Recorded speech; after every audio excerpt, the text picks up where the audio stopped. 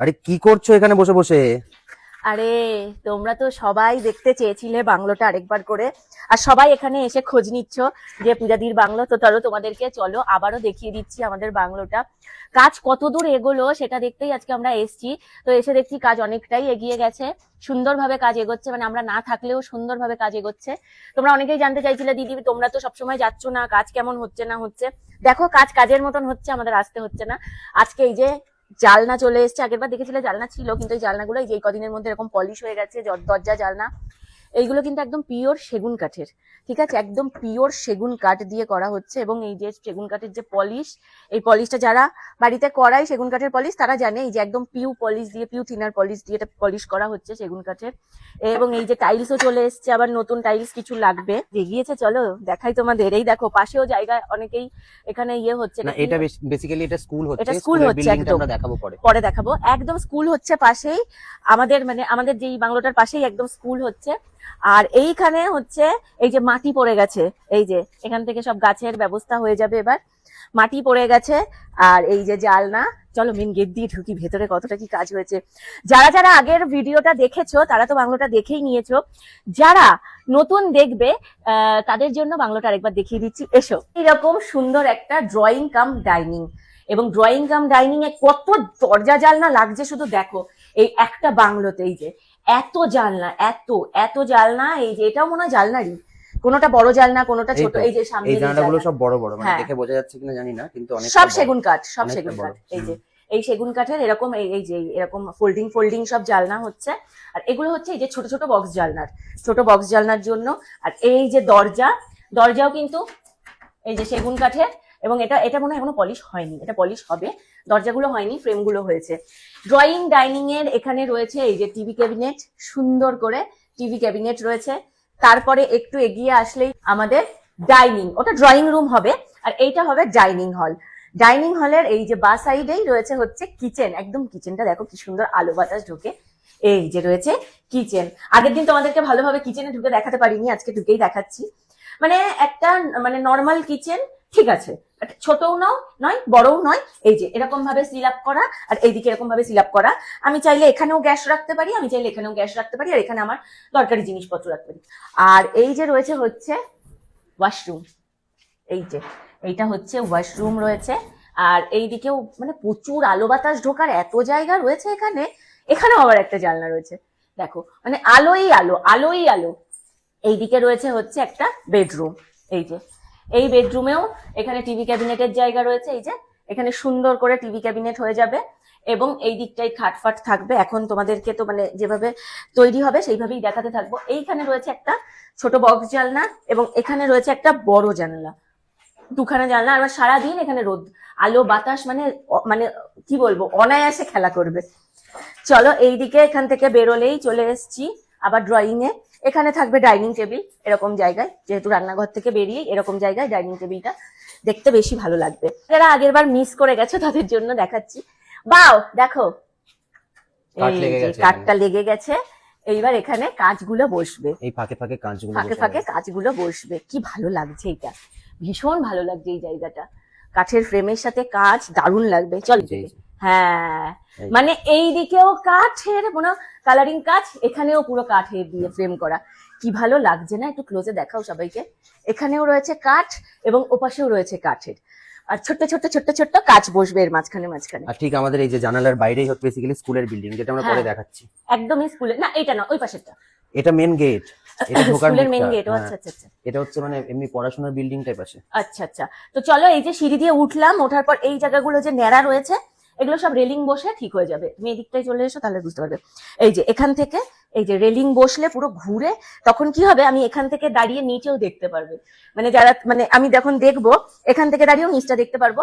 এবং এই যে এই উপর থেকে, এই উপর থেকে একদম নিচ অব্দি যে লম্বা একদম ঝাড়বাতি, যেগুলো লম্বা, তো সেই লম্বা একটা ঝাড়বাতি একদম এরকম মিডিল বরাবর যদি ঝুলিয়ে দেওয়া যায় অসাধারণ লাগবে, অসাধারণ।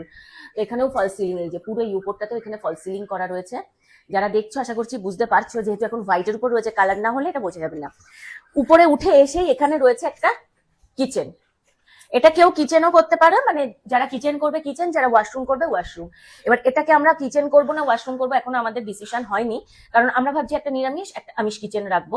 বাট আবার মনে হচ্ছে যে যদি ওয়াশরুম করা যায়, কারণ বাড়িতে যখন গেস্ট আসবে তখন তো ওয়াশরুমেরও দরকার হবে এক্সট্রা করে। নিচে যে ওয়াশরুমটা আছে যদি গেস্ট ইউজ করে, উপরের ওয়াশরুমটা নিজেরা ইউজ করা যাবে, বা উপর ফ্লোরে যারা থাকবে তারা ইউজ করতে পারবে। উপরে যদিও একটা, দেখো এদিকে এসো, এবার ওয়াশরুম থেকে বেরিয়েই এইদিকে আসলেই দেখো এই ঘরের সাথেও একটা অ্যাটাচড ওয়াশরুম রয়েছে। এই যে এর ভেতরটায় এই অ্যাটাচড ওয়াশরুমটাও কিন্তু বেশ বড়, খারাপ নয়। দেখো এই যে, কিন্তু একটু হাইটের শর্ট হয়ে গেছে, কিন্তু ব্যাপারটা সুন্দর। এই অ্যাটাচড ওয়াশরুমটা যেহেতু রয়েছে, আমরা ওই জন্য ওইটাকে ওয়াশরুমে, দেখো দেখো পেছনে ফাঁকা আছে, ওই জন্য ওয়াশরুম রাখবো কিনা এখনো শিওর নই। ঢুকেই এই যে একটা বেডরুম, বেশ খোলামেলা, ভীষণ সুন্দর। এখানে রয়েছে এই যে আবার একটা আলো বাতাস ঢোকার জন্য সুন্দর মানে জানালা। এইবার এই দিকটায় রয়েছে হচ্ছে এই যে সুন্দর একটা আবারও টিভি ইউনিট, টিভি ক্যাবিনেট, মানে প্রত্যেক কটা ঘরেই কিন্তু টিভি ক্যাবিনেট রয়েছে, মানে যে ঘরে থাকবে সেই ঘরেই টিভি দেখার ব্যবস্থা আছে। টিভি ক্যাবিনেট রয়েছে, তার সাথে এই যে এখানে রয়েছে একটা ছোট্ট আলমারি, এই যে ওয়ার্ড্রপ রয়েছে এখানে একটা, এই ওয়ার্ড্রপের মধ্যে জামা কাপড় ঢুকিয়ে রাখা যাবে। এবং এইখানটাই হবে হচ্ছে সুন্দর করে যে কাঠের বড় যে কাচের জানলা, সেই কাচের জানলা হবে। হওয়ার পর এখান থেকে এগিয়ে এসেই রয়েছে এই যে ছোট্ট একটা ব্যালকনি, এবং এখান থেকে আমার মনে হয় ছোট্ট ইয়েগুলো হবে, ওই রেলিং গুলো হবে, রেলিং বা কাচের যে রেলিং গুলো, কাচের যে সেগুলো ইয়েগুলো হয়, কাচের রেলিং, স্টিল দিয়ে কাঁচ দিয়ে যে রেলিং। আর এই যে এই ঘরটাতে আসার পরেও রয়েছে হচ্ছে এই ঘরের আলমারিটা, তোমাদের দেখায়, এই ঘরের আলমারিটা অনেকটা বড়, এই ঘরের ওয়ার্ড্রপটা অনেক বড়। এবং দেখো কালার কম্বিনেশনটা কি ভালো, এই যে একটা মিডিলে এরকম একটা ছোট্ট ছোট্ট বক্স করা রয়েছে, এবং এইখানে রয়েছে হচ্ছে এই যে একটা আলমারি।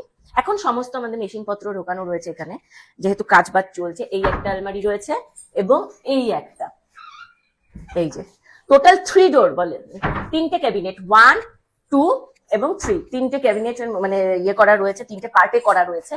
এবং এখানে রয়েছে একটা জানালা, এখানে রয়েছে একটা জানালা, আর রয়েছে হচ্ছে সব থেকে ইন্টারেস্টিং জিনিস, চলো তোমাদেরকে দেখাই, যেটা হচ্ছে এটা হচ্ছে ড্রেসিং টেবিল। ড্রেসিং টেবিল, এবং এর ভেতরেও রয়েছে জায়গা, এর ভেতরেও রয়েছে জায়গা, এবং এখানেও রয়েছে ড্রয়ার, এবং এটা হচ্ছে বসার জায়গা।